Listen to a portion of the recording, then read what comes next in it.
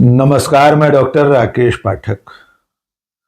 दोस्तों, आप जानते हैं कि हमारे प्रधानमंत्री नरेंद्र मोदी राजनीति में वंशवाद के, परिवारवाद के मुखर विरोधी हैं। लाल किले की प्राचीर से लेकर संसद तक और आम सभाओं से लेकर सड़कों तक हर जगह नरेंद्र मोदी परिवारवाद और वंशवाद को कोसते हैं। उनका बस चले तो भारत की राजनीति से वंशवाद को पूरी तरह खत्म कर डालें, लेकिन जब भी मौका आता है वे खुद वंशवाद की जड़ों में खाद पानी डालने लगते हैं। उनके अपने मंत्रिमंडल से लेकर पार्टी के बड़े बड़े पदों तक वंशवाद के तमाम नमूने मौजूद हैं और एकदम नया नया ताजा ताजा नमूना पार्टी के राष्ट्रीय कार्यकारी अध्यक्ष के रूप में एक नेता पुत्र की नियुक्ति करके नरेंद्र मोदी ने फिर दिखा दिया है। आइए इस नमूने पर बात करें। आपको ये बताएं कि भारतीय जनता पार्टी के नए नवेले राष्ट्रीय कार्यकारी अध्यक्ष किस नेता के पुत्र हैं, उनका परिचय क्या है, वे किस राजनीतिक विरासत से आते हैं। उससे पहले नरेंद्र मोदी का लाल किले की प्राचीर से वंशवाद, परिवारवाद के खिलाफ दिया गया ओजस्वी भाषण सुन लीजिए। परिवारवाद और तुष्टीकरण, इसने देश का बहुत बड़ा दुर्भाग्य किया। अब लोकतंत्र में ये कैसे हो सकता है कि पॉलिटिकल पार्टी, और मैं विशेष बल दे रहा हूं पॉलिटिकल पार्टी, आज मेरे देश के लोकतंत्र में एक ऐसी विकृति आई है जो कभी भारत के लोकतंत्र को मजबूती नहीं दे सकती। और वो क्या है बीमारी? परिवारवादी पार्टी। और उनका तो मंत्र क्या है? Party of the family, by the family and for the family. इनका तो जीवन मंत्र यही है कि उनकी पॉलिटिकल पार्टी, उनका राजनीतिक दल परिवार के द्वारा और परिवार के लिए। अब परिवारवाद के खिलाफ प्रधानमंत्री नरेंद्र मोदी के एक और उद्घोष को सुन लीजिए। ये भाषण संसद में दिया गया था। जहां एक परिवार को पार्टियां लिखी जाती हैं, वो लोकतंत्र में उचित नहीं है। लोकतंत्र में पार्टी अनेक, एक परिवार के 10 लोग राजनीति में आए, कुछ बुरा नहीं है। हम तो चाहते हैं नौजवान लोग आए, हम भी चाहते हैं ये इसकी चर्चा करिए। हमारे साथ, आपके साथ मेरा विषय नहीं है। तो आपने सुन लिया कि नरेंद्र मोदी राजनीति में परिवारवाद के मुखर विरोधी हैं। एक ही परिवार के लोगों को टिकट देने, विधायक, सांसद या मंत्री बनने के खिलाफ नरेंद्र मोदी हमेशा से ताल ठोकते रहे हैं, लेकिन उनकी कथनी करनी में कितना फर्क है, इसका नजारा 24 घंटे पहले देश के सामने फिर आ गया है। आप जानते हैं कि भारतीय जनता पार्टी के राष्ट्रीय अध्यक्ष पद पर जेपी नड्डा का कार्यकाल खत्म हुए लगभग 2 साल होने को है। पार्टी तब से आज तक राष्ट्रीय अध्यक्ष के रूप में कोई नई नियुक्ति नहीं कर पाई है। इसीलिए रविवार को नरेंद्र मोदी और पार्टी के नंबर 2 अमित शाह ने मिलकर बिहार में पीडब्ल्यूडी मंत्री, 5 बार के विधायक नितिन नबीन को पार्टी का राष्ट्रीय कार्यकारी अध्यक्ष नियुक्त कर दिया है। उनकी नियुक्ति का कल जैसे ही आदेश निकला, राजनीतिक हलकों में एक चौंकाने वाली घटना के रूप में इसे देखा गया।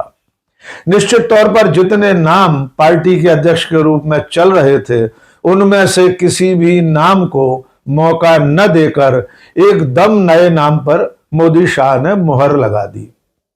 नितिन नबीन महज 45 साल के हैं और बिहार में बांकीपुर विधानसभा सीट से 5वीं बार विधायक बनकर आए हैं। खुद प्रधानमंत्री नरेंद्र मोदी ने अपने सोशल मीडिया हैंडल एक्स पर नितिन नबीन को बधाई दी। प्रधानमंत्री ने लिखा, नितिन नवीन जी ने एक कर्मठ कार्यकर्ता के रूप में अपनी विशिष्ट पहचान बनाई है। वे एक युवा और परिश्रमी नेता हैं जिनके पास संगठन का अच्छा खासा अनुभव है। बिहार में विधायक और मंत्री के रूप में उनका कार्य बहुत प्रभावी रहा है। साथ ही जन आकांक्षाओं को पूरा करने के लिए उन्होंने पूरे समर्पण भाव से काम किया है। वे अपने विनम्र स्वभाव के साथ जमीन पर काम करने के लिए जाने जाते हैं। मुझे पूरा विश्वास है कि उनकी ऊर्जा और प्रतिबद्धता आने वाले समय में हमारी पार्टी को और अधिक सशक्त बनाएगी।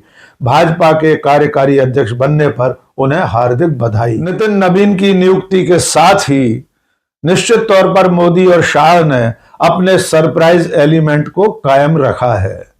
वे लगातार पिछले 10 सालों से राज्यों के मुख्यमंत्रियों के चयन से लेकर प्रदेश अध्यक्षों तक और तमाम राजनीतिक फैसलों में हमेशा चौंकाने वाला काम करते रहे हैं। और नितिन नवीन की कार्यकारी अध्यक्ष के रूप में नियुक्ति से एक बार फिर नरेंद्र मोदी ने देश को चौंका दिया है। लेकिन एक मजेदार बात यह भी है कि प्रधानमंत्री नरेंद्र मोदी राजनीति में वंशवाद के मुखर विरोधी हैं। इसके बावजूद पार्टी के राष्ट्रीय कार्यकारी अध्यक्ष के रूप में नियुक्ति करते समय उन्होंने एक नेता पुत्र को ही चुना है। अब आइए जान लीजिए नितिन नवीन किस नेता के पुत्र हैं। नितिन नवीन के पिता का नाम है नवीन किशोर प्रसाद सिन्हा। नवीन किशोर प्रसाद सिन्हा बिहार में 7 बार विधायक रहे और भारतीय जनता पार्टी के दिग्गज नेताओं में शुमार रहे थे। उनकी मृत्यु के बाद नितिन नवीन सक्रिय राजनीति में रहे और तब से लगातार उसी बांकीपुर विधानसभा सीट से चुनकर बिहार की विधानसभा में पहुंच रहे हैं और इस वक्त भी नीतीश कुमार की सरकार में लोक निर्माण मंत्री हैं। तो आप अंदाजा लगा सकते हैं कि नरेंद्र मोदी ने भी वंशवाद की ताबूत में कील ठोकने के लिए पार्टी के ही एक दिग्गज नेता 7 बार के विधायक नवीन किशोर प्रसाद सिन्हा के बेटे को ही चुना है। ये कथनी और करनी का फर्क सिर्फ यहीं तक सीमित नहीं है। एक और बात है, वो बात है पार्टी के आंतरिक लोकतंत्र की। आपने अक्सर सुना होगा कि भारतीय जनता पार्टी के नेता नरेंद्र मोदी, अमित शाह, जेपी नड्डा और पूरी की पूरी पार्टी कांग्रेस पर आरोप लगाती है कि उसमें आंतरिक लोकतंत्र नहीं है। वहां गांधी परिवार की मर्जी से ही लोगों की नियुक्तियां होती हैं। इस आंतरिक लोकतंत्र की वानगी भी देख लीजिए। भारतीय जनता पार्टी पिछले 2 साल से न केवल राष्ट्रीय अध्यक्ष का चुनाव नहीं कर पा रही बल्कि प्रदेश अध्यक्षों के चुनाव भी सिर्फ मनोनयन के जरिए कर लिए गए हैं। और अब की बार राष्ट्रीय कार्यकारी अध्यक्ष चुनते समय भी न तो पार्टी में किसी कार्यकर्ता से कोई रायशुमारी की गई, न किसी तरह का कोई निर्वाचन का कार्यक्रम घोषित हुआ, न किसी तरह का कोई निर्वाचन संपन्न हुआ। इसके बाद अचानक पार्टी के मुख्यालय से एक आदेश जारी होता है कि नितिन नवीन पार्टी के राष्ट्रीय कार्यकारी अध्यक्ष होंगे। अगले साल जनवरी में हो सकता है यही नितिन नवीन पार्टी के राष्ट्रीय अध्यक्ष बन जाएं, जिसकी की पूरी संभावना है। यानी जिस आंतरिक लोकतंत्र के नाम पर भारतीय जनता पार्टी, मोदी और शाह कांग्रेस को कोसते हैं, उस आंतरिक लोकतंत्र का अभी भारतीय जनता पार्टी के भीतर नहीं है।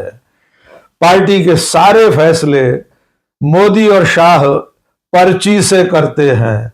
2023 के विधानसभा चुनाव के बाद आपने देखा था कि मध्य प्रदेश, छत्तीसगढ़, राजस्थान, उसके बाद हरियाणा तक में मुख्यमंत्रियों का चयन मोदी और शाह की मर्जी से हुआ था। इन राज्यों में विधायक दल की बैठकों में विधायकों से झूठे मुंह भी पूछा नहीं गया कि वे किसे अपना नेता मानते हैं, किसे वे मुख्यमंत्री देखना चाहते हैं।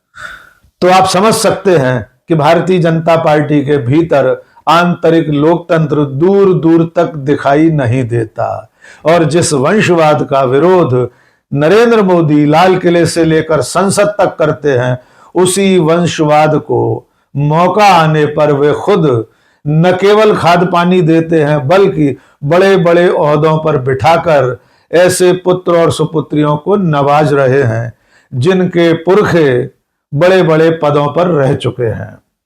और इस मामले में खुद नरेंद्र मोदी का मंत्रिमंडल भी अछूता नहीं है। खुद नरेंद्र मोदी के मंत्रिमंडल में न जाने कितने ऐसे पुत्र और सुपुत्रियां हैं जिनके माता पिता खुद बड़े बड़े पदों पर रहे थे। चंद नाम जान लीजिए: पीयूष गोयल, धर्मेंद्र प्रधान, राम मोहन रेड्डी, ज्योतिरादित्य सिंधिया, जितिन प्रसाद, अनुप्रिया पटेल, कीर्तिवर्धन सिंह, चिराग पासवान, रामनाथ ठाकुर, किरण रिजिजू, राजा राव इंद्रजीत सिंह, एच.डी. कुमार स्वामी। बाकी के नाम भी आप खुद पता लगा लीजिए। और तो और अभी अभी जिस बिहार में विधानसभा चुनाव संपन्न हुआ और भारतीय जनता पार्टी ने नीतीश कुमार के साथ सरकार बनाई है, उस बिहार सरकार में न जाने कितने वंशवाद के नमूने मंत्रिमंडल में हैं और विधायक दल में भी शामिल हैं। बिहार मंत्रिमंडल के चंद नाम जान लीजिए जो वंशवाद के प्रतीक हैं: सम्राट चौधरी, संतोष सुमन माझी, दीपक प्रकाश, रमा निषाद, नितिन नबीन जिनके बारे में अभी हम बता चुके, अशोक चौधरी, और बहुत लंबी लिस्ट है जिसमें नेताओं के बेटे बेटियां, भतीजे, भाई, पत्नी, बहुएं विधायक और मंत्री बने बैठे हैं। और अब पार्टी के सबसे बड़े पद, राष्ट्रीय कार्यकारी अध्यक्ष पद पर एक नेता पुत्र को बिठाकर नरेंद्र मोदी ने कथनी करनी के अंतर को और गहरा कर दिया है। आने वाले दिनों में जब नितिन नबीन पार्टी के राष्ट्रीय अध्यक्ष बनेंगे तब एक बार फिर आप याद रखिए कि वे वंशवाद की ही निशानी रहेंगे। आज के इस वीडियो में बस इतना ही। बहुत बहुत शुक्रिया। जय हिंद।